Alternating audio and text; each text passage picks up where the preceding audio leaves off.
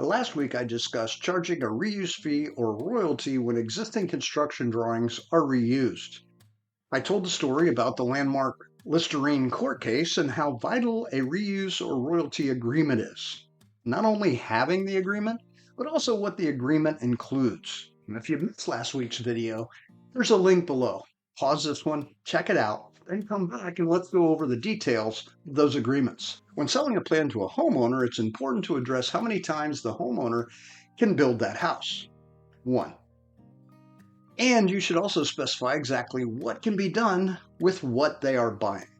What happens if the client sells the property and wants to build that house on a different location? And what if the client decides not to build the house and sells the plans to the person who buys the property? And can the client decide not to build the house but keep the property and sell the plans to someone else to build on their property? Now let's say you agree to design a series of model homes for a developer with plans to reproduce the homes throughout a community. More than once, I've been an intellectual investor in a project. And I'm pretty sure I just made that term up. But what I mean is my investment was the intellectual property. My contribution was the design of 3 or 4 models so that the project could get its local approvals. Once it did, in turn, I negotiated a royalty for each home as they sold.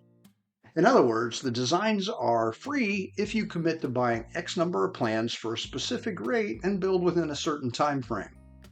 It feels like it's clear that to the developer that they don't own the designs that way. But sometimes there's a black swan, like the 2008 recession, and it takes forever for the project to sell out, or it never does. Because of that risk, firms can arrange to be paid up front for the model plans, plus still get a royalty for each reuse. You may also charge the developer once you design a model and then give them carte blanche to build the house as often as they want. But even that should have limitations. Have you ever heard the story about the movie Rocky? Sylvester Stallone was the writer and star of the hit 1976 film, and it has 5 sequels, but he doesn't own any of the rights to his creation. He sold them for $250,000.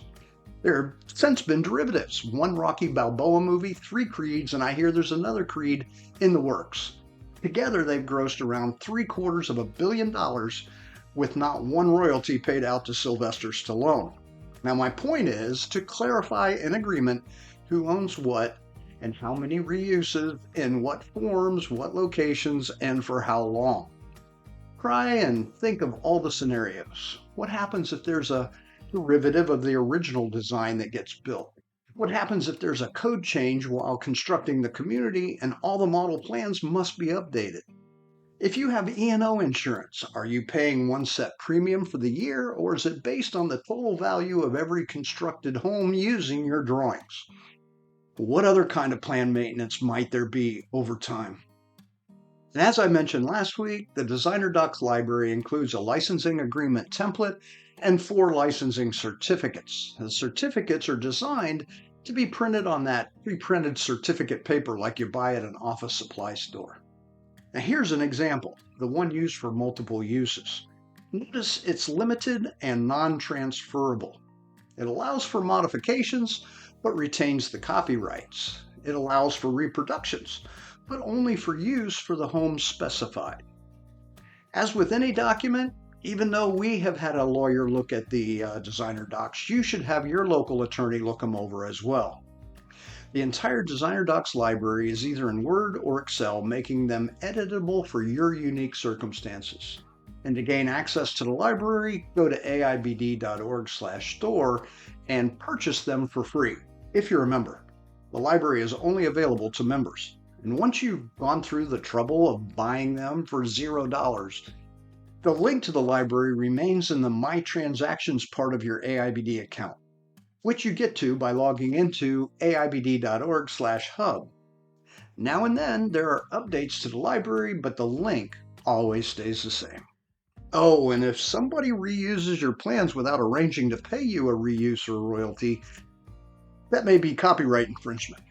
To learn your rights and how to make sure that you've secured them, check out our pre-recorded seminars at aibd.org/education. Click on AIBD courses and then search copyright. Royalties can be a profitable and successful part of your business operations when they're set up correctly. By understanding reuse fees, you can better protect your creative works and be paid fairly for a single asset over many years. Thanks for watching this entire video and have a triumphant week.